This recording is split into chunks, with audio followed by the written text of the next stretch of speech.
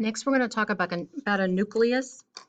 And the nucleus is one of the main defining characteristics in a eukaryotic cell. Remember, it's even in its name. Eukaryote means true nucleus. So what you're looking at here is a nucleus, a true nucleus, because it does have a membrane surrounding it. Um, Typically, the nucleus is referred to as the brains of the cell or the control center of the cell.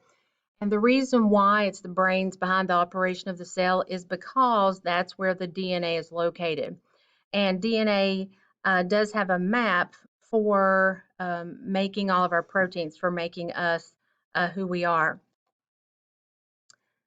Now, if we look at the nucleus, there are a couple of other structures. This picture is the one that we just looked at, and it looks like the nucleus has like a little blue jawbreaker on the inside, and then it's got kind of like this outside skin with a bunch of blue Cheerios in it. So what we're looking at there, let me go ahead and do all my clicking. Inside of the nucleus, that's not a jawbreaker. That's something called a nucleolus. And the nucleolus is kind of like this dark, dense spot inside of the nucleus. And it's a place where ribosomes are made, or the beginnings of ribosomes. And ribosomes are significant because of their little protein factories. Then we have what's called the nucleoplasm. So it's kind of like cytoplasm, but inside of the nucleus. And scattered about is the DNA. And we'll talk more about DNA later on.